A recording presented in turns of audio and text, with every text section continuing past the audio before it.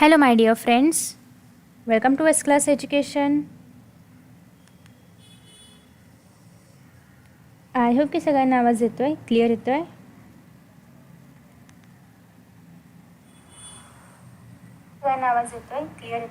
Okay.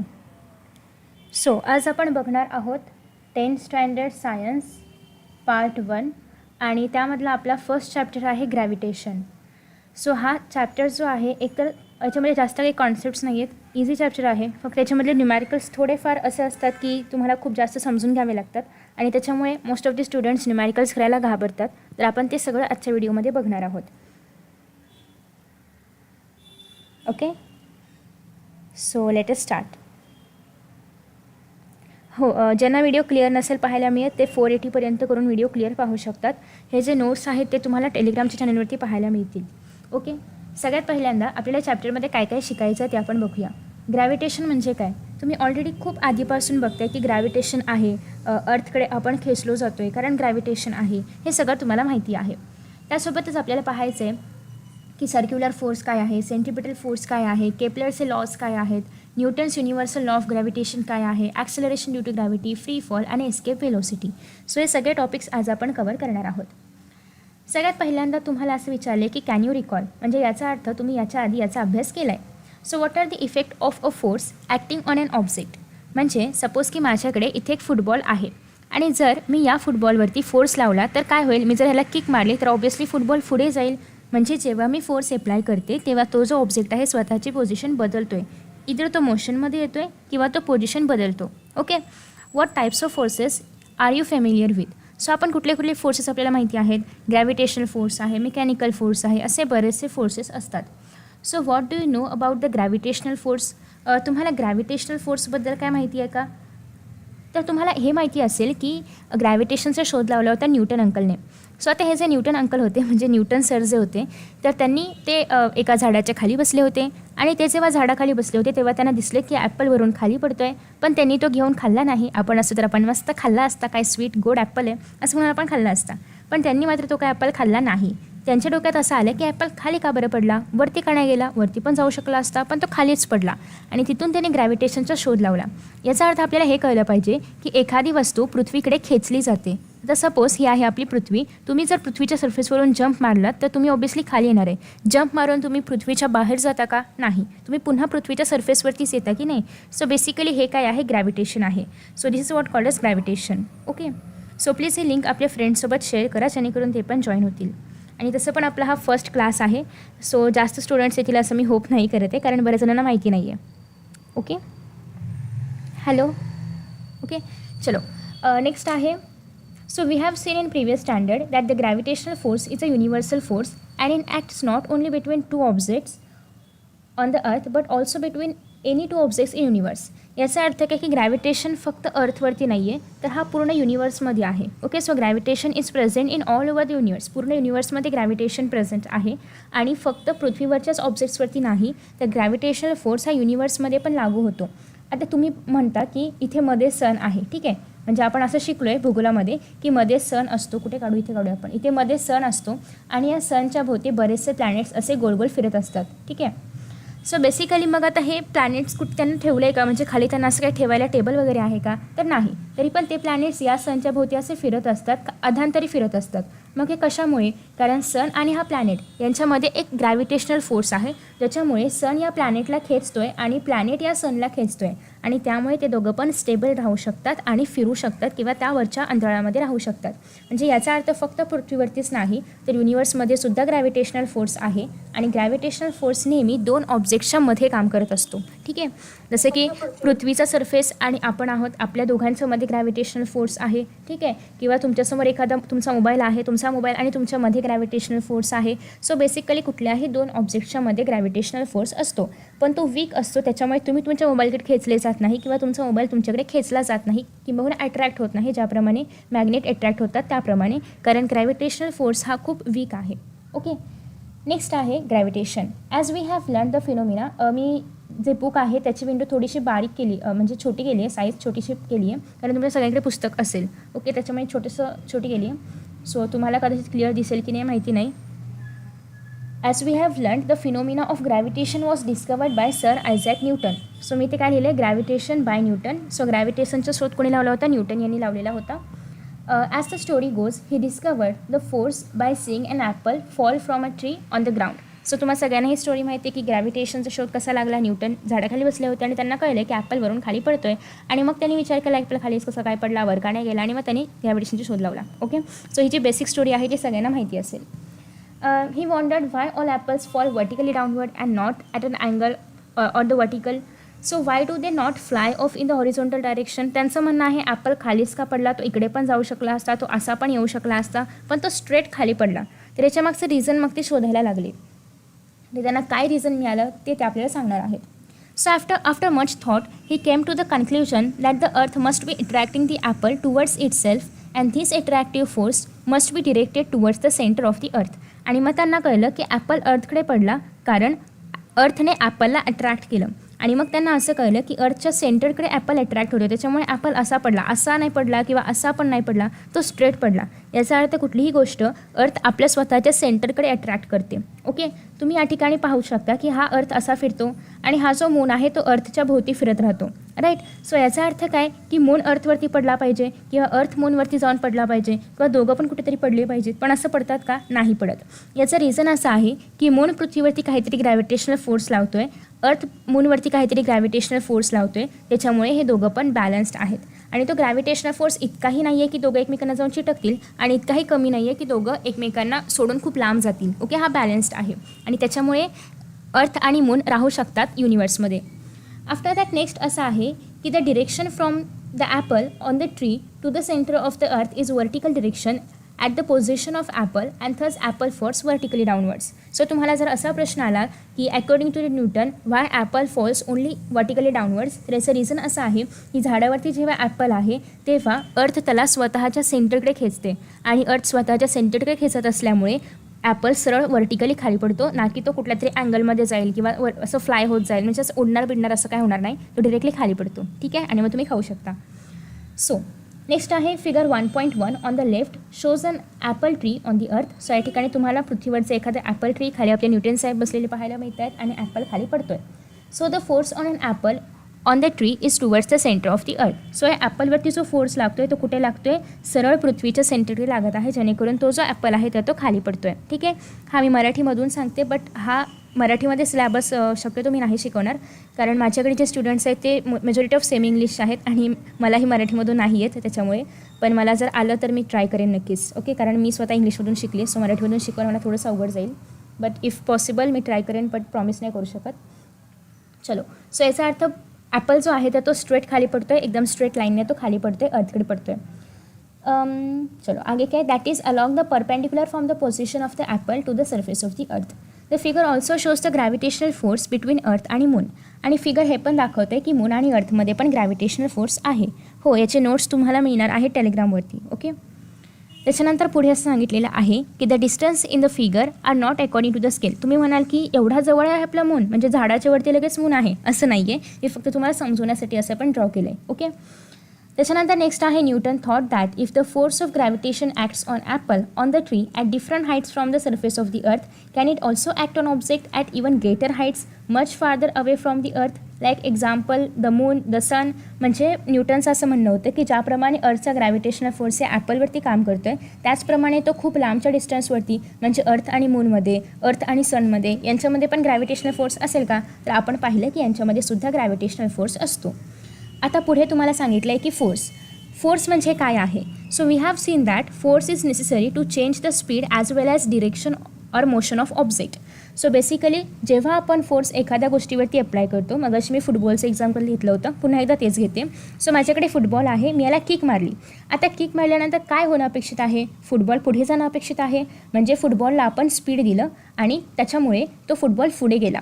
आणि एखादा चालता म्हणजे फुटबॉल स्वतःहून पुढे जातो आहे, आपण त्याला मागून धक्का दिला तर तो अजून फास्ट चालेल, बरोबर, आपण स्पीड त्याला देतो आहे ना, सो तो अजून फास्ट चालणार, म्हणजे आपण त्या फुटबॉलची स्पीड बदलली. आता फुटबॉल असं स्ट्रेट चाललं आहे आणि मी इथून येऊन धक्का दिला तर फुटबॉल इकडे वळणार, म्हणजे याचा अर्थ मी फुटबॉलची डिरेक्शन बदलली फोर्स अप्लाय करून. ओके, सो फोर्स बेसिकली काय आहे, फोर्स इज रिक्वायर्ड किंवा force is necessary to change the speed as well as direction of motion of any object. Okay, so तुम्हाला जर फोर्सची डेफिनेशन आली तर तुम्हाला हे दोन गोष्टी लक्षात ठेवायच्या आहेत. फोर्स म्हणजे काय, मास इंटू ॲक्सेलरेशन. आपण कसं फाइंड आउट करतो की या बॉलवरती आपण किती फोर्स लावला हे आपण कसं फाइंड आउट करणार, तर आपण या बॉलचं मास किती आहे ते फाइंड आउट करणार आणि किती स्पीडने तो ॲक्सेलरेट होतो आहे हे आपण फाइंड आउट करणार. ॲक्सेलरेशन म्हणजे काय, the rate of change of velocity of the ball. Okay, acceleration म्हणजे काय, V2 - V1 बाय टाईम. म्हणजे त्याची पहिल्यांदा वेलोसिटी काय होती, मी धक्का मारायच्या आधी, मी धक्का मारल्यानंतर वेलोसिटी काय झाली, दोघांचा डिफरन्स डिवायडेड बाय टाईम. ठीक आहे, हे जेव्हा काढू तेव्हा मला ॲक्सेलरेशन मिळणार आहे. आणि मग मी सांगणार की या बॉलवरती फोर्स किती लागला, तर force is equal to, suppose की हा बॉल 1 किलोचा आहे, तर mass into acceleration 1 into acceleration जे काय असेल ते. हे जेव्हा मी फाइंड आउट करेल तेव्हा मी सांगू शकते की या बॉलवरती फोर्स किती लागलेला आहे. ओके, आता पुढे आपल्याला पाहायचं आहे, आधी आपण थोडीशी न्यूटनबद्दल अजून माहिती घेऊया आणि मग आपण येऊया सेंट्रिपिटल फोर्सवरती. या नोट्समध्ये मी फक्त जे इम्पॉर्टंट आहे तेवढंच लिहिलं आहे, खूप जास्त फापट पसरा नाही लिहिलं आहे. सो हे नोट्स तुम्हाला एक्झामसाठी सफिशियंट आहेत, एवढं तुम्ही एक्झामसाठी वाचलं तर पुरेसं आहे, मोर दॅन इनफ आहे. ओके, पण तरीही आपल्याला टेक्स्टबुकमध्ये खूप सारी इन्फॉर्मेशन दिली आहे, ते ॲटलिस्ट एकदा तरी रीड करणं अपेक्षित आहे. त्याच्यामुळे आपण या व्हिडिओमध्ये पूर्ण इन्फॉर्मेशन वाचणार आहोत जी काही टेक्स्टबुकमध्ये दिली आहे ती सगळी. So great scientist sir Isaac Newton. आता आपण टेक्स्टबुक वाचतो आहे तर मी ही विंडो थोडीशी मोठी करते कारण तुम्हाला दिसेल क्लिअरली मग. हां, right. So great scientist sir Isaac Newton, 1642चा बर्थ आहे, 1727 death, was one of the greatest scientist of recent times. He was born in England. He gave his laws of motion. त्यांनी लॉज ऑफ मोशन दिले जे की आपण 9वीला खूप डिटेलमध्ये पाहिलेले आहेत. ओके, लॉ ऑफ इनर्शिया होतं, त्याच्यानंतर आपण सेकंड लॉमध्ये पाहिलं होतं मोमेंटम आणि फोर्सबद्दल, त्याच्यानंतर आपण थर्ड लॉमध्ये पाहिलं होतं ॲक्शन आणि रिॲक्शन होतं, जसं की आपण एकाला मारलं की दुसरा आपल्याला मारतो बेसिकली, तर ते सगळे लॉज आपण पाहिलेले आहेत. Okay, what is motion. Motion म्हणजे असं काहीतरी की ज्याच्यामुळे एखादी वस्तू चालते, हलते किंवा एक स्वतःची प्लेस बदलते. ओके, मोशन म्हणजे काय की अशी काहीतरी गोष्ट आहे की ज्याच्यामुळे ती वस्तू चालू शकते किंवा स्वतःची पोझिशन बदलू शकते. Okay, so motion is something because of that an object changes its position. ठीक आहे, सो तुम्हाला पहिला चॅप्टर होता आय थिंक 9वीला मोशन, त्याच्यामध्ये तुम्हाला डेफिनेशन क्लिअरली बघायला मिळेल की motion is something due to which an object changes its position. Okay, next आहे equations of motion and theory of gravity in his book Principia. So त्यांनी एक book लिहिलं होतं प्रिन्सिपिया, त्याच्यामध्ये त्यांनी हे सगळं सांगितलं की लॉज ऑफ मोशन काय आहे, इक्वेशन ऑफ मोशन काय आहे, blah blah blah. Okay, so before this book was written Kepler had given 3 laws describing planetary motion. However, the reason why planets move in the way described by Kepler's law was not known, and Newton with his theory of gravity mathematically derived Kepler's law. So केपलरने 3 laws दिले होते. Hi, I am in 12th and मेरी ज़िंदगी के 12 बजे है. Okay, so आप videos देख सकते हैं ताकि आपकी ज़िंदगी के जो 12 बजे हैं वो कम हो जाए और आपको हेल्प हो स्टडी में. ओके, चलो मी कुठे होती. हां, सो केपलरने प्लॅनेटरी मोशनचे 3 लॉज दिलेले आहेत आणि त्या लॉजचं जे मॅथमॅटिकल एक्सप्लेनेशन आहे म्हणजे मॅथ्सच्या मदतीने एक्सप्लेन करणं असेल किंवा इक्वेशनच्या मदतीने एक्सप्लेन करणं असेल तर ते कसं आहे ते सांगितलं न्यूटन यांनी. सो नेक्स्ट आहे, in addition to this Newton did groundbreaking work in several areas including light, heat, sound, mathematics. So तुम्हाला न्यूटनची इन्फॉर्मेशन सगळ्या ठिकाणी बघायला मिळेल. त्यांनी लाईटवरती पण काम केले, त्यांनी हीटवरती काम केलं, त्यांनी साऊंड, मॅथमॅटिक्स या सगळ्यामध्ये त्यांचं काम आहे. So he invented a new branch of mathematics and this is called as calculus. So तुम्ही जर 11thमध्ये मॅथ्स घेतलं 11-12मध्ये तर तुम्हाला डेरिवेशन असणार आहे, डिफरन्सिएशन असणार आहे, डेरिवेशन असणार आहे, इंटिग्रेशन असणार आहे. सो बेसिकली हे सगळं कॅल्क्युलसमध्ये येतं. ओके, हे सगळे जे पार्ट्स आहेत तर ते कॅल्क्युलसमध्ये येतात जे की तुम्हाला 11-12ला आहेत. सो ही जी ब्रांच आहे कॅल्क्युलसची तर ही इन्व्हेंट केली होती सर आयझॅक न्यूटन यांनी. And has wide ranging applications in physics आणि मॅथमॅटिक्स. फिजिक्समध्ये त्यांचं काम खूप जास्त आहे, त्यांनी खूप सारे इक्वेशन्स दिलेले आहेत. He was the first scientist to construct a reflecting telescope. So तुम्हाला टेलिस्कोपबद्दल पण इन्फॉर्मेशन आहे 11-12मध्ये, सो तिथे पण तुम्हाला ही पाहायला मिळेल. नेक्स्ट आहे सेंट्रिपिटल फोर्स. सेंट्रिपिटल फोर्स या ठिकाणी खूप जास्त दिलं आहे म्हणजे एक्झाम्पल्स खूप जास्त दिलेत. मी तुम्हाला एक्झाम्पल्स समजवते आणि या ठिकाणी तुम्हाला त्याची डेफिनेशन बघायला मिळते. सो तुम्ही एखादी हे पाहिले का ज्याला आपण मराठीमध्ये गोफन म्हणतो, तर गोफन बेसिकली काय असतं तर बघा या मुलीच्या हातामध्ये गोफन आहे म्हणजे एक रशी असते आणि त्या रश्शीला पुढे दगड बांधलेला असतो. ओके, आणि ती रश्शी अशी जोरजोरात फिरवली जाते आणि त्याच्यामुळे काय होतं की रश्शीसोबत त्या दोऱ्यासोबत तो दगड पण फिरतो. ठीक आहे, हा न्यूमेरिकल्स पण मी घेण्याचं ट्राय करणार आहे. सॉल्ड एक्झाम्पल्स किंवा एक्सरसाइजमधले एक्झाम्पल्सचा व्हिडिओ मी रेकॉर्डेड अपलोड करेन. सॉल्ड एक्झाम्पल जर पुस्तकामधले असतील लेसनमध्ये येणारे तर ते आपण इथेच बघूया. ओके, चॅप्टरसोबतच. आणि एक्सरसाइजमधले मी ऑलरेडी अपलोड केलेले आहेत.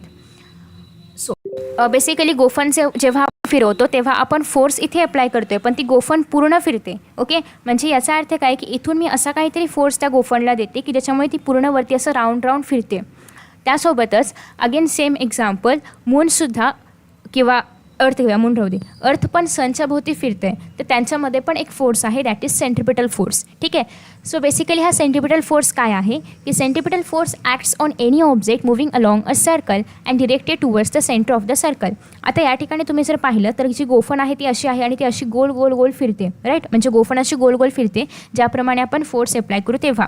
सो या ठिकाणी फोर्स अप्लाय केला जातो अशा ऑब्जेक्टवरती की जी ऑब्जेक्ट एका सर्क्युलर पाथमध्ये फिरणार आहे. आता ही गोफन अशी फिरते, सर्क्युलर पाथ आहे अर्थातच. मग आपण फोर्स अप्लाय करणार आहोत अशा एखाद्या ऑब्जेक्टवरती की जी सर्कलमध्ये फिरणार आहे किंवा सर्क्युलर पाथमध्ये फिरणार आहे आणि तिचा फोर्स डिरेक्टेड आहे टुवर्ड्स द सेंटर. ओके, आणि फोर्स कुठे डिरेक्टेड आहे टुवर्ड्स द सेंटर, तर याला आपण म्हणणार आहोत सेंट्रिपिटल फोर्स. सो तुम्हाला सेंट्रिपिटल फोर्सची डेफिनेशन लिहायला येते. सेंट्रिपिटल म्हणजे काय, सेंटर सिकिंग, म्हणजे ते सेंटरकडे. Okay, towards the centre. Okay, moving towards the centre किंवा गोईंग टुवर्ड्स द सेंटर, याला आपण म्हणतो centripetal. So you know that moon which is natural satellite of अर्थ goes around in a definite orbit. So तुम्हाला माहिती आहे की हे आपलं अर्थ आहे आणि हे आपलं मून आहे. राईट, सो मून जे आहे अर्थच्या भोवती फिरत असतं आणि अर्थ जे आहे तर ते स्वतःभोवती आणि सनच्या भोवती फिरत असतं. सो बेसिकली जेव्हा मून अर्थच्या भोवती फिरणार आहे तेव्हा ते कशामुळे फिरते, तर याच्यामध्ये पण आहे centripetal force.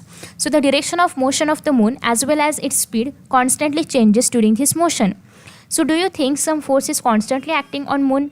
What must be the direction of this force? How would its motion have been if no such force acted on it? And do the planets in the solar system revolve around the sun? So basically हे सगळे questions तुम्ही जेव्हा वाचाल तेव्हा तुम्हाला असं कळेल की वरच्या ॲक्टिव्हिटीवरून हे क्लिअर झालेलं आहे की मून जो आहे तर तो अर्थच्या भोवती फिरतो, कारण या ठिकाणी मूनला अट्रॅक्ट केलं जातं आहे by the earth. Okay, so be exerted by the earth which attracts the moon towards itself. So या ठिकाणी मूनला अट्रॅक्ट केलं जाते आहे बाय दी अर्थ आणि अर्थ जो आहे तर तो मूनला सेंटरकडे अट्रॅक्ट करतो आहे. म्हणजे अगेन हे पण सेंट्रिपिटल फोर्स आहे. अशा पद्धतीने सेंटरकडे हा जो अर्थ आहे तर तो मूनला अट्रॅक्ट करतो आहे आणि मून सर्कलमध्ये फिरतो आहे. सो आपले दोन्ही पण क्लिअर झालेले आहेत रूल. पहिला रूल असा होता की त्या ऑब्जेक्टने सर्कलमध्ये फिरलं पाहिजे. सो या ठिकाणी मून सर्कलमध्ये फिरतो आहे अराउंड दी अर्थ. आणि त्यासोबतच दुसरं म्हणजे काय की हा जो फोर्स आहे तर तो सेंटरकडे डिरेक्टेड असला पाहिजे आणि मूनवरती जो काही फोर्स आपली अर्थ ॲक्ट करणार आहे किंवा एक्झर्ट करणार आहे तो सेंटरकडेच आहे. त्याच्यामुळे दोन्ही पण आपले कंडिशन सॅटिस्फाईड झालेले आहेत आणि त्याच्यामुळे आपण असं म्हणू शकतो की मून जो की अर्थच्या भोवती फिरतोय तर तो कशामुळे फिरतोय, सेंट्रिपिटल फोर्समुळे फिरतोय. राईट, सो त्यासोबतच सनच्या भोवती पण सनच्या भोवती पण अर्थ फिरणार आहे, मर्क्युरी फिरणार आहे, विनस फिरणार आहे. इवन त्यांच्यामध्ये सेम सेंट्रिपिटल फोर्सेस आहे. सो हे झालं सेंट्रिपिटल फोर्सची डेफिनेशन. आफ्टर दॅट नेक्स्ट आहे केपलर्स लॉ. आता केपलरने दिले planetary motion had been observed by astronomers since ancient times. Before Galileo, all observation of planets' position were made with naked eyes. गॅलिलिओने दुर्बिणीचा शोध लावला, राईट. पण गॅलिलिओच्या आधी दुर्बीणच नव्हती. मग आपण कसं बघणार ना की कुठलं प्लॅनेट आहे तो कसा फिरतोय. मग गॅलिलिओच्या आधी या सगळ्या गोष्टी किंवा हे सगळे ऑब्झर्वेशन्स उघड्या डोळ्यांनी केले जात होते. नेक्स्ट आहे by the 16th century a lot of data वर available about planetary motion and planetary position. So 16th centuryपर्यंत या सगळ्या प्लॅनेटरी मोशनबद्दल बराचसा डाटा अवेलेबल झाला होता की त्यांचं मोशन काय आहे, त्यांची पोझिशन काय आहे, या सगळ्याबद्दल बरीचशी इन्फॉर्मेशन मिळाली होती. So Johannes Kepler studied this data. He notice that the motion of planets follow certain laws. आणि केपलर यांनी हे नोटीस केलं की हे जे प्लॅनेट्स फिरत आहेत म्हणजे प्लॅनेट्स सनच्या भोवती फिरत आहेत, अर्थ सनच्या भोवती फिरतो आहे, पण ह्यांचा एक पॅटर्न आहे. हे काहीतरी पॅटर्न फॉलो करत आहेत, काहीतरी लॉज फॉलो करत आहेत आणि मग ते फिरत आहेत. मग ते लॉज कोणते आहेत याच्या आधारे त्यांनी प्लॅनेटरी मोशन डिस्क्राईब करायला सुरुवात केली. कोणी, केपलरने. आणि त्यांनी जे काही लॉज मांडले 3 लॉज आहेत त्याला आपण म्हणतो Kepler's laws of planetary motion. Okay, Kepler's laws of planetary motion. So सगळ्यात आधी त्यांनी एक असं ऑर्बिट जे आहे त्यांनी काय म्हटलं की एक सन आहे आपल्याकडे आणि इथे आपल्याकडे कुठला पण एखादा प्लॅनेट आहे. फॉर एक्झाम्पल आपल्याकडे अर्थ आहे. सो अर्थ जेव्हा सनच्या भोवती फिरणार आहे तेव्हा तो एका एलिप्टिकल ऑर्बिटमध्ये फिरतो.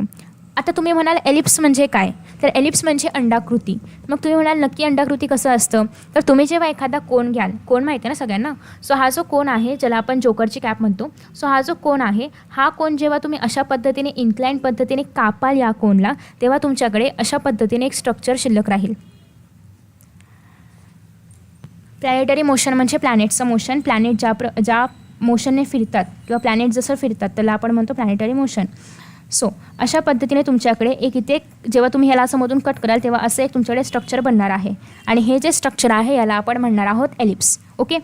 आता हे जे एलिप्स आहे याच्या दोन्ही पॉईंटला इथे आणि इथे हे दोन आपण घेणार आहोत फोकाय. ओके.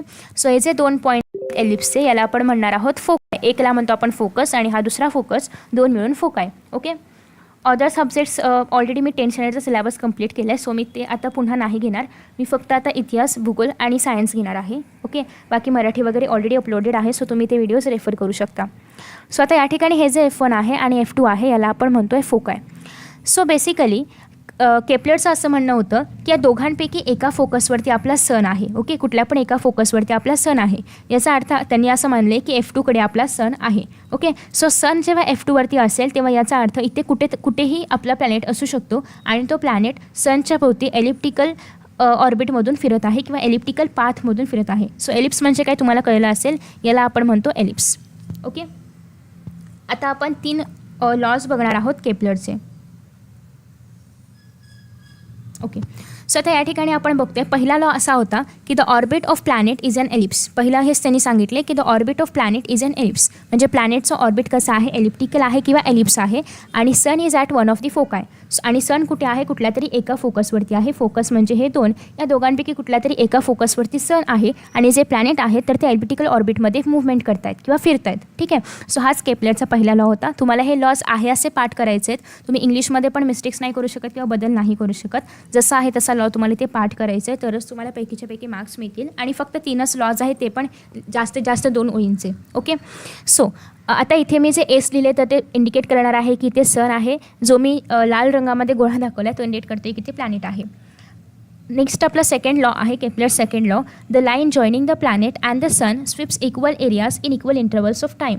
सो बेसिकली इथे मी जी लाईन ड्रॉ केलेली आहे जी की सनला आणि प्लॅनेटला जॉईन करते, ही जी ब्लू लाईन आहे जी की सनला आणि प्लॅनेटला जॉईन करते, ती सेम एरिया कवर करणार आहे सेम टाईम इंटरवलमध्ये. म्हणजे बेसिकली जेव्हा इथून इथे असणार आहे तेव्हा पण ती सेमच एरिया कवर करणार आहे. सपोज की एका सेकंदामध्ये प्लॅनेट इथून इथपर्यंत येतं आहे, एवढा एरिया कवर करतं आहे, तर सेम इथून इथे जायला पण त्याला 1च सेकंद लागणार आहे. ठीक आहे. म्हणजे कारण हा एरिया आणि हा एरिया सेम आहे. भलेही हा लांब असला आणि हा छोटा वाटतो आहे, पण दोघांचा एरिया मात्र सेम आहे. सो केपलर यांनी काय म्हटलं होतं, ओके, एलिप्सवरती क्वेश्चन नाही आहेत, तुम्हाला लॉज लिहायला येतात. ओके. एलिप्स काय आहे असं क्वेश्चन नाही आहेत. ओके. सो बेसिकली तर केपलरचं असं म्हणणं होतं की हा जो डिस्टन्स आहे किंवा हा जो एरिया आहे, डिस्टन्स नको एरिया म्हणूया, हा जो एरिया आहे जेव्हा प्लॅनेट इथून ते इथपर्यंत आला किंवा हा जो एरिया आहे जेव्हा प्लॅनेट सीपासून डिकडे गेला, तर हा एरिया सेम असणार आहे. आणि जेवढा वेळ सीपासून डिकडे जायला लागला तेवढाच वेळ त्याला एपासून बीकडे किंवा बीपासून एकडे यायला लागला. ओके. सो आय होप तुम्हाला कळलं असेल की जी लाईन जॉईन करणार आहे सनला आणि प्लॅनेटला तर ती सेम एरिया कवर करते सेम टाईम इंटरवलमध्ये. ठीक आहे. सो हा एरिया कवर करायला जेवढा वेळ लागला तेवढाच वेळ हा एरिया कवर करायला त्या प्लॅनेटला लागला. ओके. सो याला आपण म्हणणार आहोत केपलरचा सेकंड लॉ. नेक्स्ट आहे केपलरचा थर्ड लॉ. तर केपलरचा थर्ड लॉ सांगतो की the square of a period of revolution around the sun is directly proportional to the cube of mean distance of planet from the sun. म्हणजेच काय, T square is directly proportional to the A cube. आता याचा अर्थ काय होतो की जेवढा time लागला त्या प्लॅनेटला, म्हणजे हा सपोज की प्लॅनेट आता बीवरती आहे. ओके. सो जेवढा टाईम लागला त्या प्लॅनेटला सनच्या भोवती फिरण्यासाठी त्याचं जेव्हा आपण स्क्वेअर करू ते असणार आहे equal to distance between sun आणि प्लॅनेट. ओके. सो सपोज की बीवरती जर प्लॅनेट असेल तर त्याला पूर्ण फिरायला लागलं सपोज 2 तास लागले. ठीक आहे. याचं जेव्हा मी स्क्वेअर करेल ते डिरेक्टली प्रपोर्शनल असणार आहे सन आणि त्या प्लॅनेटच्या अंतरामध्ये, म्हणजे हे जे अंतर आहे सन आणि त्या प्लॅनेटचं याच्या क्यूबशी डिरेक्टली प्रपोर्शनल असणार आहे. आणि याचं जे अंतर आहे ते आपण म्हणतोय की ए आहे. Okay.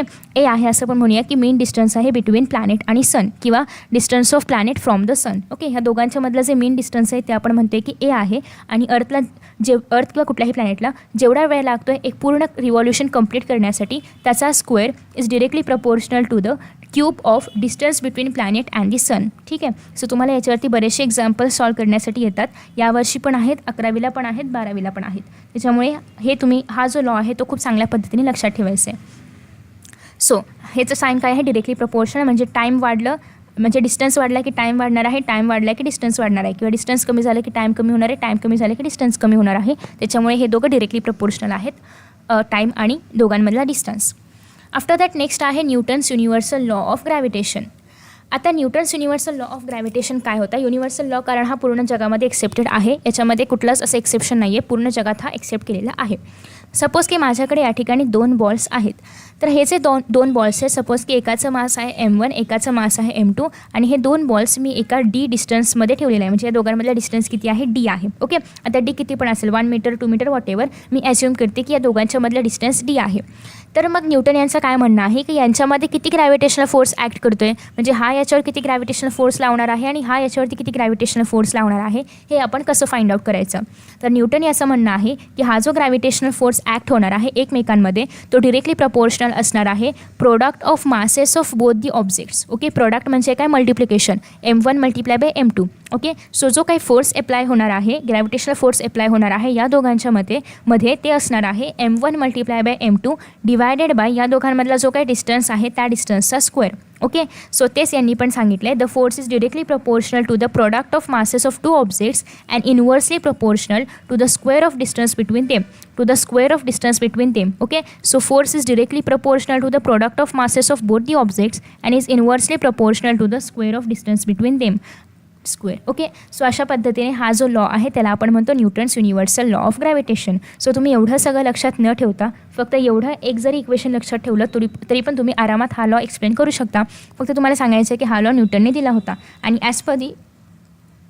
As per the Newton, the gravitational force acting between both the objects is directly proportional to the product of masses of both the objects and inversely proportional to the square of distance between both the objects. Okay. So हे झालं तुमचं definition तयार. Okay. So तुम्हाला definition पण लक्षात ठेवायची गरज नाही आहे. तुमच्याकडे फक्त हे इक्वेशन असेल तर तुम्ही डेफिनेशन स्वतःहून बनवू शकता आणि तुम्ही बनवलेली डेफिनेशन जर बरोबर असेल तर तीसुद्धा चालेल. आता या ठिकाणी जोहानस केपलरबद्दल इन्फॉर्मेशन आहे. जोहानस म्हणतात किंवा योहानससुद्धा म्हणतात. सो आता आपण आपल्या इंडियन इंग्लिशनुसार याला जोहानस म्हणू शकतो, पण त्यांच्या जर्मन इंग्लिशनुसार याला आपण योहानस म्हटलं पाहिजे. So Johannes Kepler was a German astronomer and mathematician. He started working as a helper to the famous astronomer Tycho Brahe in Prague in 1600. After the sudden death of Brahe किंवा Brahe whatever, आता त्याचं pronunciation आपल्याला नाही माहिती आहे कारण ते नाव बाहेरचं आहे. in 1601 Kepler was appointed as the royal mathematician in his place. So आधी ब्राहे त्या ठिकाणी मॅथमॅटिशियन म्हणून काम करत होते आणि त्यांच्या अंडर योहानस केपलर काम करत होते. पण ब्राहेची डेथ झाल्यानंतर मग केपलर यांनाच त्या ठिकाणाचा मेन मॅथमॅटिशियन म्हणून अपॉइंट केलं गेलं. So Kepler use the observations of planetary motion made by Brahe to discover the laws of planetary motion. आणि ब्राहे यांनी जे पण काही म्हणजे त्यांचे ऑब्झर्वेशन्स लिहून ठेवले होते की प्लॅनेटची मुवमेंट कशी आहे, प्लॅनेट कसे फिरतात वगैरे, ते सगळं केपलर यांनी पाहिलं आणि त्यांनी मग स्वतःचे लॉस द्यायला सुरुवात केली. सो त्यांनी खूप सारे बुक्स लिहिले. His work was later used by Newton in postulating his law of gravitation. आणि मग योहानस केपलरचंच काम वापरून किंवा त्यांनी जे काही ऑब्झर्वेशन केले तेच वापरून न्यूटनला असे बरेचसे इक्वेशन्स द्यायला मदत झाली. ओके. सो आता हे जे ग्रॅव्हिटेशनल प्रपोर्शनचं साईन आहे, तुम्हाला मॅथ्समध्ये माहिती असेल की जेव्हा हे ग्रॅव्हिटेशनल प्रपोर्शनचं साईन आपण जर रिमूव्ह केलं तर या ठिकाणी आपण कुठला तरी कॉन्स्टंट घ्यावं लागतं. आता इथे आपण मॅथ्समध्ये के कॉन्स्टंट घेतो किंवा एक्सला कॉन्स्टंट मानतो किंवा केला, मेजॉरिटी ऑफ टाइम्स आपण केला कॉन्स्टंट मानतो. पण इथे आपलं फिजिक्स आहे की नाही, सो फिजिक्समध्ये आपण केला कॉन्स्टंट न मानता या ठिकाणी जीला कॉन्स्टंट मानणार आहोत. सो मी काय केलं की मला हे मला हे जे प्रपोर्शनलचं साईन आहे ज्याला आपण असं लिहितो हे नको आहे, मला हे इक्वल टू करायचं आहे. मग इक्वल टू करण्यासाठी जेव्हा आपण प्रपोर्शनलचं साईन रिमूव्ह करतो तेव्हा या ठिकाणी कॉन्स्टंट घेणं कंपल्सरी असतं. का घ्यायचं? नाही गेलं तर चालेल का? तर नाही, तुम्हाला घ्यावंच लागणार आहे कारण हा मॅथमॅटिक्सचा रूल आहे. ओके. सो हे काढून तुम्हाला या ठिकाणी एक कॉन्स्टंट घ्यायचं आहे आणि न्यूटनने सुद्धा या ठिकाणी कॉन्स्टंट आणलं आणि त्या कॉन्स्टंटला आपण म्हणतो युनिव्हर्सल ग्रॅव्हिटेशन कॉन्स्टंट. ओके. या कॉन्स्टंटला किंवा या जीला आपण काय म्हणतो? Universal gravitation constant. आणि याची व्हॅल्यू पण ठरवली न्यूटनने, that was 6.67 into 10⁻11 Newton metre square per kilogram square. ही व्हॅल्यू अलॉंग विथ हे युनिट तुम्हाला लक्षात ठेवायचं आहे, कारण हे एक्झाममध्ये विचारलं जातं MCQजमध्ये. तुम्ही म्हणाल हे युनिट कसं आलं, माझ्या जर हे लक्षात नाही राहिलं Newton metre square per kilogram square, तर मी काय करायचं बघा. जर तुमचे युनिट लक्षात राहत नसेल तर तुम्ही काय करणार आहात, ही व्हॅल्यू मात्र तुम्हाला लक्षात ठेवावी लागेल, कारण ही व्हॅल्यू काढणं अवघड आहे पण युनिट काढणं इझी आहे. कसं काढायचं, आता ही जी इथे आहे, जीला इथेच ठेवा, या डी स्क्वेअरला इकडे शिफ्ट करा, कुठे लेफ्ट हँड साईडला, आणि ह्या M1 M2ला पण लेफ्ट हँड साईडला शिफ्ट करा. सो मग G is equal to FD square divided by M1 M2 होईल. आपण जेव्हा न्यूमॅरेटरला इकडे पाठवतो तेव्हा तो डिनॉमिनेटरमध्ये जातो. हे बेसिक मॅथ्स तुम्हाला माहिती असेल. तुम्हाला सगळ्यांना माहिती आहे फोर्सचं युनिट काय आहे, न्यूटन. डिस्टन्सचं युनिट काय आहे, डिस्टन्स म्हणजे लेंथ, मीटर. आता इथे मीटर फक्त लिहिता येईल का, नाही, स्क्वेअर आहे ना, डी स्क्वेअर आहे, सो तुम्हाला इथे मीटर स्क्वेअर लिहावं लागेल. सो मी इथे लिहिणार मीटर स्क्वेअर डिवायडेड बाय, आता M1 M2 काय आहे, मासेस, 1 M दोन्ही पण मास आहे. मास आपण कशामध्ये घेतो, किलोग्राममध्ये. आपण फिजिक्समध्ये नाही, सॉरी तुम्हाला नाही आहे, हे 11th होतं. सो आपण फिजिक्समध्ये 11th बघणार आहोत की जेव्हा आपण कधी पण मास घेऊ किंवा मास कधी पण आपण जेव्हा मासचे प्रॉब्लेम सॉल्व्ह करू तेव्हा आपल्याला नेहमी किलोग्राम हेच त्याचं युनिट घ्यायचं असतं SI नुसार. सो या ठिकाणी दोन्ही पण मास आहे, दोघं पण किलोग्राममध्ये येणार आहेत. सो मी इथे जेव्हा याचे युनिट लिहिणार तेव्हा ते असणार आहे किलोग्राम स्क्वेअर. ओके, तिथे उठत का नाही हा पेन, याला परत काय झालं, हां, इथे असणार आहे किलोग्राम स्क्वेअर. तर अशा पद्धतीने Newton metre square per kilogram square हे आलं तुमचं जीचं युनिट. सो तुम्हाला जर युनिट लक्षात नाही राहिलं तर तुम्ही अशा पद्धतीने युनिट फाइंड आउट करू शकता. ओके, सो आय होप तुम्हाला इथपर्यंत सगळ्या गोष्टी समजलेल्या आहेत. न्यूटन्स युनिव्हर्सल लॉ ऑफ ग्रॅव्हिटेशनपर्यंत हे पूर्ण पानामध्ये हे सांगितलेलं आहे. सो तुम्ही हवं तर हे वाचू शकता. इथे मध्ये तुम्हाला हेच सांगितलं आहे की जेव्हा आपण इथे 2 मासेस घेतो आहे, M1 आणि M2, मगाशी आपण 2 बॉल्स कन्सिडर केले होते, तर बेसिकली हे कोणतेही 2 युनिट मासेस आपण इथे घेऊ शकतो. मग ते 2 प्लॅनेट्स असतील आपल्या सोलार सिस्टममधले किंवा काही पण असो, या सगळ्यांसाठी हा लॉ जो असणार आहे तर तो आपण व्हॅलिड मानू शकतो. ओके, आता आफ्टर दॅट नेक्स्ट इथे तुम्हाला व्हॅल्यू दिलेली आहे ग्रॅव्हिटेशनल कॉन्स्टंटची. त्याच्यानंतर नेक्स्ट तुम्हाला या पेजमध्ये बरीचशी इन्फॉर्मेशन दिलेली आहे जी तुम्हाला एक्झाममध्ये नाही विचारली जात, पण सध्या आपण इन्फॉर्मेशन बघूया. ओके, इन्फॉर्मेशन शिकायला आपलं काय जातं आहे, सो सध्या आपण ही इन्फॉर्मेशन शिकूया. सो तुम्हाला इथे युनिफॉर्म सर्क्युलर मोशन आणि सेंट्रिपिटल फोर्स किंवा नॉन युनिफॉर्म सर्क्युलर मोशन याच्याबद्दल पण बरंचसं काही सांगितलेलं आहे. सो युनिफॉर्म सर्क्युलर मोशन काय काय आहे आपण बघूया. तुम्ही जर NTS नॅशनल टॅलेंट शो एक्झाममध्ये जर देणार असाल तर त्यासाठी असे काही प्रश्न या बॉक्सेसमधले इम्पॉर्टंट असतात. सो आता आपण हा बॉक्स बघूया. Okay, so the center of mass of an object is the point inside or outside the object at which the total mass of object can be assumed to be concentrated. So आता हा अर्थ आहे, मी म्हटले की अर्थचा हा centre आहे. तर कशावरून मी सांगते की अर्थचा हा सेंटर आहे, तुम्ही म्हणाल अर्थचा सेंटर इथे आहे, कोणी म्हणेल इथे आहे, कोणी म्हणेल इथे आहे, कुठे पण असू शकतं ना, मध्येच आहे कशावरून. तर त्यांचं असं म्हणणं आहे की सेंटर तो असतो ज्या ठिकाणी त्या पूर्ण अर्थचं मास कॉन्सन्ट्रेट झालं आहे किंवा ज्या ठिकाणी त्या पूर्ण अर्थचं मास आहे. आता मी जेव्हा हे सेंटर म्हणते तेव्हा याचा अर्थ या अर्थचं संपूर्ण मास या पर्टिक्युलर पॉईंटवरती कॉन्सन्ट्रेट झालेलं आहे, राईट. सो त्याच्यामुळे याला आपण म्हणणार आहोत की तो त्या अर्थचा सेंटर आहे. आता दरवेळी असं नाही होणार की सगळं मास सेंटरलाच कॉन्सन्ट्रेट होते, कधी कधी मास बाहेरसुद्धा कॉन्सन्ट्रेट होऊ शकतं, ज्याला आपण म्हणतो centre of mass find out करणं, जे तुम्हाला आत्ता नाही आहे, जे तुम्हाला महाराष्ट्र बोर्डला 12thला आणि NCERTमध्ये 11thला आहे. सो तुम्ही आत्ता त्याचं टेन्शन घेऊ नका, तुम्हाला 11, 12ला हे डिटेलमध्ये बघायला मिळेल. आत्ता फक्त एवढंच लक्षात ठेवा की जे मास आहे ते ज्या ठिकाणी सिच्युएट होतं किंवा ज्या ठिकाणी कॉन्सन्ट्रेट होतं त्याला आपण म्हणतो त्या बॉडीचा सेंटर. मग तो सेंटर जो आहे तर तो बॉडीच्या आतमध्ये पण असू शकतो किंवा बॉडीच्या बाहेरसुद्धा असू शकतो. ओके, त्याच्यानंतर पुढे असं आहे की the centre of mass of a spherical object having uniform density is at its geometrical centre and the centre of mass of any object having uniform density is at its centroid. So basically तुम्ही सेंट्रॉइडचा वगैरे अभ्यास केलेलाच आहे मॅथ्समध्ये, तर तेच त्यांनी सांगितलेलं आहे की सर्कल जर आपण घेतला किंवा स्पियर, सर्कल नाही स्पियर म्हणजे भरलेला सर्कल.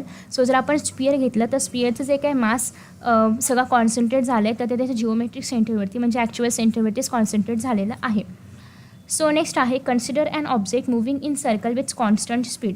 सो एक असा ऑब्जेक्ट कन्सिडर करा की जे एका कॉन्स्टंट स्पीडने एका सर्कलमध्ये मूव्ह करते. कॉन्स्टंट म्हणजे स्पीड त्याचं बदलत नाही आहे, स्पीड व्हेरिएबल नाही आहे, स्पीड सेम ठेवतो आहे आणि तो त्या सर्कलमध्ये किंवा सर्क्युलर पाथवरती मूव्ह करतो आहे, right. So after that next असं म्हणणं आहे की वी हॅव सीन अर्लियर. सायंटिस्टच्या इंट्रोडक्शनवरती क्वेश्चन येतो का, तर नाही, इंट्रोडक्शनवरती क्वेश्चन येत नाही, पण तुम्हाला असं येऊ शकतं की म्हणजे ह्याचे केपलर्सचं लॉ एक्सप्लेन करा असं येणार, किंवा न्यूटनचा युनिव्हर्सल लॉ एक्सप्लेन करा, युनिव्हर्सल ग्रॅव्हिटेशनल लॉ एक्सप्लेन करा असं येणार. पण डिरेक्टली सायंटिस्टवरती असं क्वेश्चन येत नाही, त्याचा जन्म कुठे झाला, त्यांनी कोणतं बुक लिहिलं, असे प्रश्न याच्यामध्ये येत नाही. Because it's not language paper, it's science paper. Okay. So next आहे की एखादा ऑब्जेक्ट एका सर्क्युलर पाथमध्ये फिरतो आहे with constant speed. We have seen earlier that such a motion is possible only when the object is constantly acted upon by a force directed towards the center of the circle. So आपण याच्या आधी बघितलेलं आहे की हा जेव्हा एखादा object circular पाथमध्ये move होतो आहे तेव्हा काहीतरी फोर्स या ऑब्जेक्टवरती ॲक्ट झाला पाहिजे, म्हणजे तेव्हाच ते एका सर्क्युलर पाथमध्ये मुवमेंट करू शकतो ना. सो जेव्हा हा ऑब्जेक्ट सर्क्युलर पाथमध्ये मुवमेंट करणार आहे तर इट इज रिक्वायर्ड की त्या ऑब्जेक्टवरती काहीतरी फोर्स ॲक्ट झाला पाहिजे, आणि तो जो फोर्स असणार आहे तो बरोबर सेंटरवरती ॲक्ट होणार आहे, आणि हे जे फोर्स आहे त्यालाच आपण म्हणतो सेंट्रिपिटल फोर्स. सो मगाशी पण सेंट्रिपिटल फोर्स पाहिले, सो मी आता डिटेलमध्ये नाही पाहते. मगाशी आपण खूप चांगलं एक्झाम्पल घेतलं होतं अर्थ आणि मूनचं किंवा अर्थ आणि सनचं. सो आफ्टर दॅट नेक्स्ट आहे if M is the mass of the object, V is it speed and R is the radius of the circle.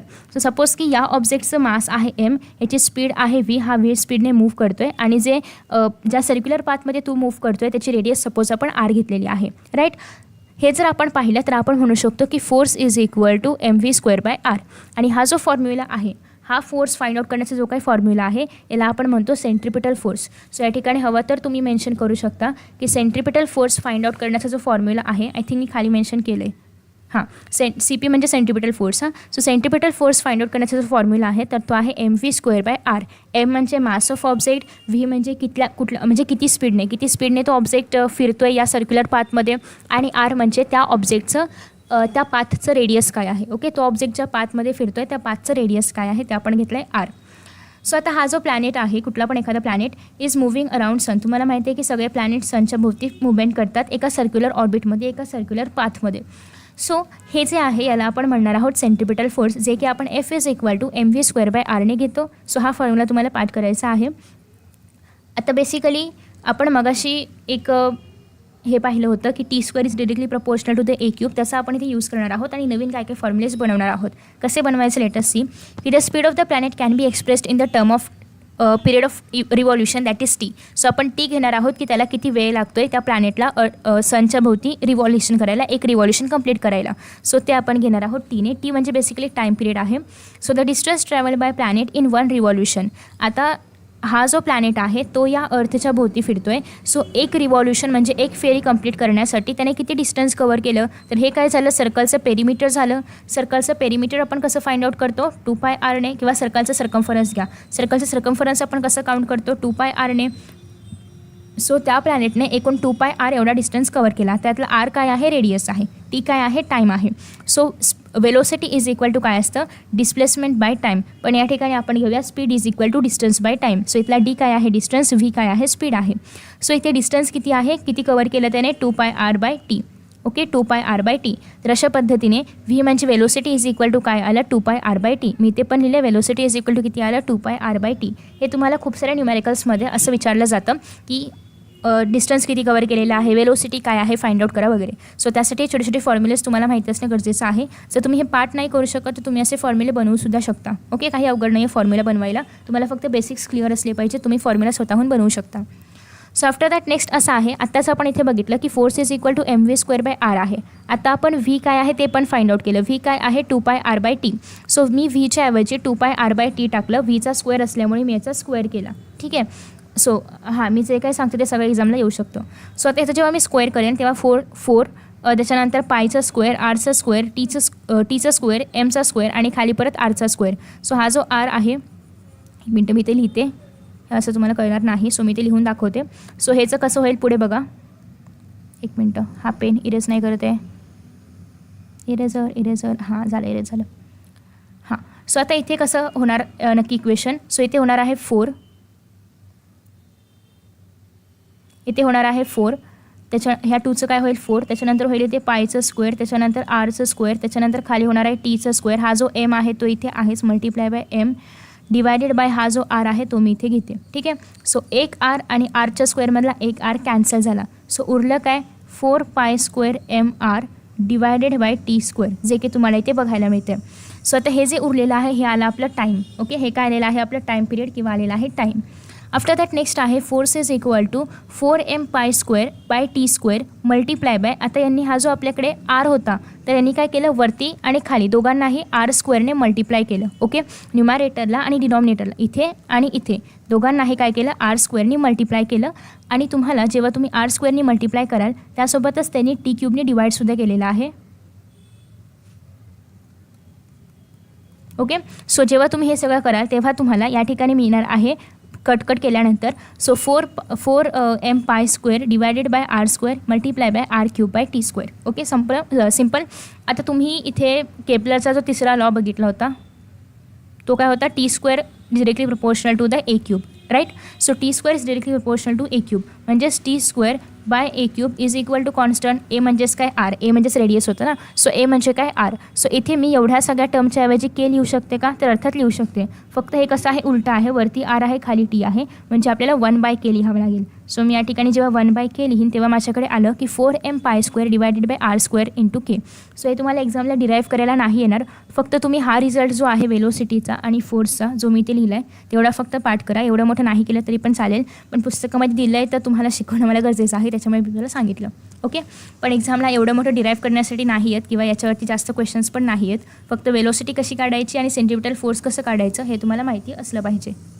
Okay, so thus Newton concluded that the centripetal force, which is the force acting on the planet and is responsible for its circular motion, must be inversely proportional to the square of the distance between the planet and the sun. So आपण हे बघितलेलं आहे की t² is directly proportional असणार आहे a³ okay, next आहे की Newton identify this force with the force of gravity and hence postulated the inverse square law of gravitation.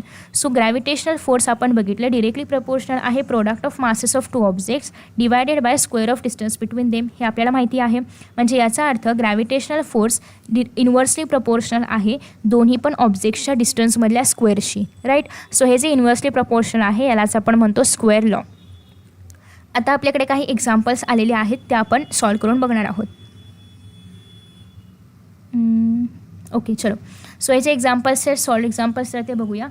जे एक्सरसाइजमधले एक्झाम्पल्स आहेत तर त्याचे रेकॉर्डेड लेक्चर्स मी ऑलरेडी अपलोड केलेत, सो तुम्ही ते बघू शकता. आता सॉल्व एक्झाम्पल्समध्ये काय सांगितलं आहे की Mahendra and Virat are sitting at a distance of 1 metre from each other. So आपल्याकडे 2 पर्सन आहेत किंवा 2 ऑब्जेक्ट्स आहेत असं आपण याला कन्सिडर करूया की एक ऑब्जेक्ट आहे महेंद्र आणि एक ऑब्जेक्ट आहे विराट. हे दोघं पण 1 मीटरच्या अंतरावरती बसलेले आहेत. सो देअर मासेस आर 75 ग्राम आणि 80 ग्राम. सो महेंद्राचं मास आहे 75, विराटचं मास आहे 80 आणि आपल्याला यांच्यामधला ग्रॅव्हिटेशनल फोर्स फाइंड आउट करायचा आहे. ग्रॅव्हिटेशनल फोर्सचा हा फॉर्म्युला आहे जो मी ब्ल्यूमध्ये हायलाईट केला आहे तो. So force is equal to G किंवा हा घ्या, इथे मी डायरेक्टली प्रोपोर्शनल लिहिले आणि इथे कॉन्स्टंट घेतलं आहे. तुम्हाला कॉन्स्टंट घ्यावा लागेल जेव्हा तुम्ही न्यूमॅरिकल सॉल्व करणार आहात तेव्हा. Okay, so G m1 m2 divided by r². R म्हणजेच डिस्टन्स, सो तुम्ही डिस्टन्सला आर पण लिहू शकता, मी ते डी घेतलं आहे, वॉट एव्हर तुम्ही काय पण वापरू शकता. सो इथे पहिलं मास किती आहे 75 जी मल्टिप्लाय बाय दुसरं मास किती आहे 80 आणि डिस्टन्स किती आहे दोघांमधला 1 मीटर म्हणजे 1चा स्क्वेअर. जीची व्हॅल्यू मी तुम्हाला सगळ्यांना पाठ करायला सांगितलेली आहे 6.67 × 10⁻11. सो हे सगळं तुम्ही सॉल्व करणार तेव्हा तुम्हाला मिळणार आहे फोर्स. 1चा स्क्वेअर तर 1च राहणार आहे, सो डिवाइड नाही केलं तरी पण चालेल, फक्त हे तुम्हाला सॉल्व करायचं आहे. एवढं सॉल्व केल्यानंतर जे आन्सर येईल ते असणार आहे gravitational force between both. Okay, next आहे वरच्या एक्झाम्पलमध्ये आपण असं ॲज्युम केलं that the bench on which Mahendra is sitting is frictionless. म्हणजे ज्या बेंचवरती महेंद्र बसला आहे तो बेंच महेंद्रवरती कुठल्याच प्रकारचं फ्रिक्शन ॲक्ट नाही करत आहे. ठीक आहे, सो स्टार्टिंग विथ 0 वेलोसिटी, म्हणून महेंद्रची इनिशियल वेलोसिटी काय आहे 0. इनिशियल वेलोसिटी आपण युने लिहूया जी की आहे 0. So what will be Mahendra's velocity of motion towards Virat after 1 second. So initially महेंद्रची वेलोसिटी 0 आहे, तो बेंच त्या महेंद्रवरती कुठलाही फ्रिक्शन ॲक्ट नाही करत आहे, म्हणजे बेंच एकदम स्लिपरी आहे. तर मग एका सेकंदानंतर महेंद्रची वेलोसिटी काय असेल, will this velocity change with time and how. ही वेलोसिटी टाईमनुसार बदलेल का आणि कशी बदलेल. सो बेसिकली आपण आता ग्रॅव्हिटेशनल फोर्स फाइंड आउट केला. आपल्याला महेंद्रचं मास पण आहे. एक्झाम्पल्स नाही केले तर चालतील का, टोटली डिपेंड्स ऑन यू, तुमच्यावरती डिपेंड आहे, एक्झामला येऊ शकतात मात्र. सो महेंद्रचं मास आपल्याला माहिती आहे, पहिल्या प्रश्नामध्ये ऑलरेडी महेंद्रचं मास सांगितलेलं होतं की 75 किलोग्राम आहे.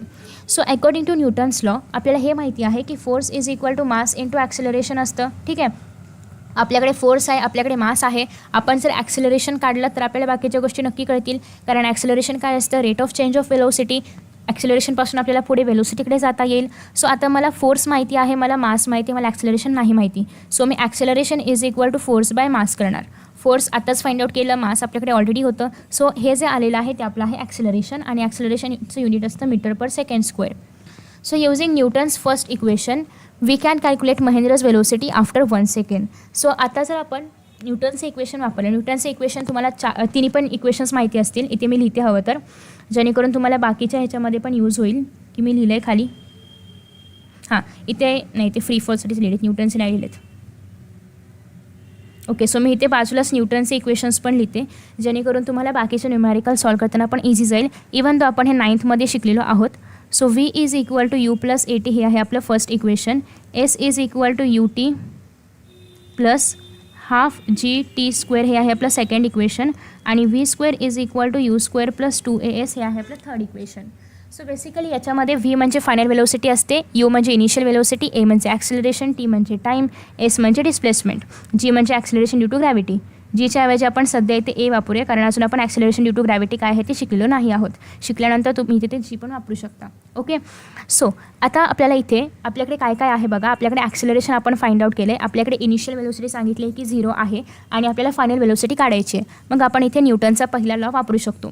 So as per Newton's first law v is equal to u plus a t. V आपल्याला काढायचा आहे, यू आपल्याकडे 0 आहे, ए आपण आत्ताच काढलं, टाईम पण त्यांनी सांगितलं आहे 1 सेकंड. सो हे सगळं लिहून तुम्ही सॉल्व केल्यानंतर तुम्हाला व्ही जे आहे तर ते मिळणार. सो व्ही काय आहे, महेंद्रची वेलोसिटी आफ्टर 1 सेकंड, कारण आपण टाईम काय घेतला इथे 1 सेकंड. सो 1 सेकंड नंतर महेंद्रची वेलोसिटी किती असणार हे आपल्याला कळलं इथे व्हीने. आणि आपण बघतोय की महेंद्रची वेलोसिटी बदलली, राईट. महेंद्रची वेलोसिटी आता आधी जी होती ती किती होती, 0 होती इनिशियली, पण आता मात्र ती झालेली आहे 5.34 मीटर पर सेकंड. याचा अर्थ महेंद्रची वेलोसिटी आता बदललेली आहे. ठीक आहे, सो इथपर्यंत कोणाला काही डाऊट्स? आता मी जरा चॅट्स बघते.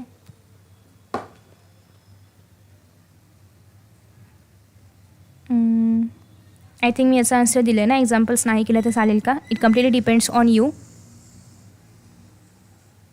डाऊट्स असतील तर विचारू शकता.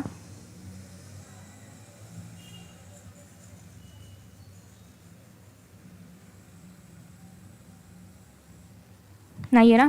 सो चलो, तर आत्तापर्यंत आपण काय काय पाहिलं एकदा मी रिपीट करते. सगळ्यात पहिल्यांदा आपण स्टार्ट केलं होतं ग्रॅव्हिटेशनने. ग्रॅव्हिटेशनचा शोध लावला होता न्यूटनने. त्याच्यानंतर आपण ग्रॅव्हिटेशनबद्दल इन्फॉर्मेशन पाहिली, ॲपल खालीच का पडला वगैरे आपण कवर केलं. नेक्स्ट आपण पाहिलं की हा जो ग्रॅव्हिटेशनल फोर्स आहे तर तो मून आणि अर्थमध्ये सुद्धा असतो, इवन तो अर्थ किंवा कुठलाही प्लॅनेट आणि सनमध्ये सुद्धा असतो. त्याच्यानंतर आपण हे सुद्धा पाहिलं की केपलरचे 3 लॉज काय आहेत प्लॅनेटरी मोशनचे.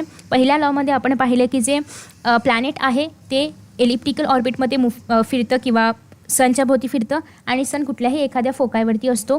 दुसऱ्या लॉमध्ये आपण असं पाहिलं की हा जो प्लॅनेट आहे तो आणि सन यांच्यामधलं जे डिस्टन्स आहे तर ते इक्वल एरिया कवर होतं equal time इंटरवलमध्ये.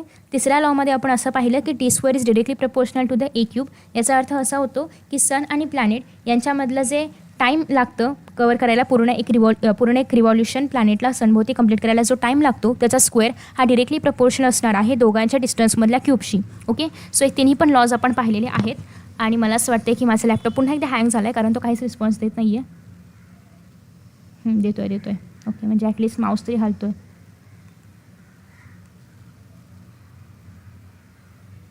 Okay, so next आता आपण पाहतोय पुढे 5:53 झालेले आहेत आणि आपलं 1 तासाचं लाईव्ह होतं.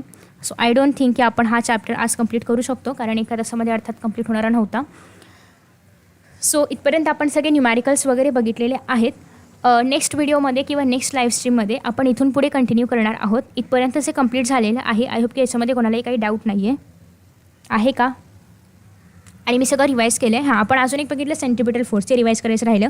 सेंट्रिपिटल फोर्समध्ये काय होतं की एखादा ऑब्जेक्ट सर्क्युलर पाथमध्येच मुवमेंट करतो आणि त्याच्या सेंटरवरती फोर्स अप्लाय केला जातो. ओके, फोर्स ॲक्ट होतो किंवा फोर्स अप्लाय केला जातो. सो त्याला आपण म्हणतो सेंट्रिपिटल फोर्स. त्यासोबत आपण न्यूटनचे हे जे 3 इक्वेशन्स आहेत, v is equal to u plus a t असेल, किंवा दुसरा आहे s is equal to u t plus half a t square, आणि तिसरा आहे v square is equal to u square plus 2as. So हे तिन्ही पण रूल्स जे आहेत न्यूटनने दिलेले ते आपण पाहिलेत. इक्वेशन्स म्हणूया, रूल्स किंवा लॉज नाही आहेत, हे इक्वेशन्स आहेत. ठीक आहे. जे नेक्स्ट लाईव्ह सेशन असणार आहे अगेन उद्या संध्याकाळी 5 वाजता. बार पेंड्युलमबद्दल काय?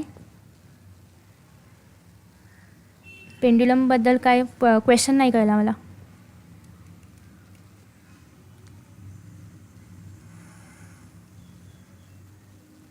एक्झाम्पल्स किती मार्काला विचारले जातात? जे न्यूमॅरिकल्स आहेत तर ते 2 मार्काला विचारले जातात.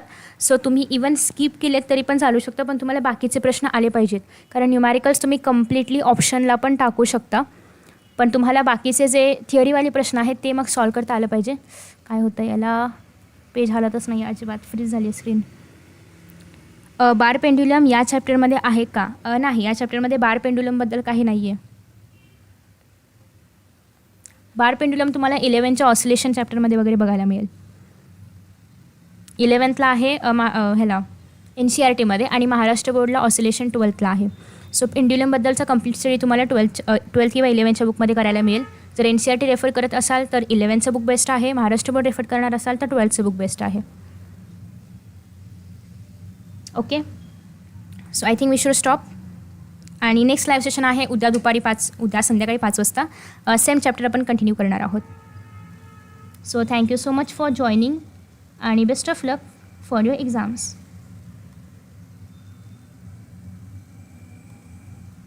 Thank you so much. Happy Guru Purnima to you too. चलो बाय बाय.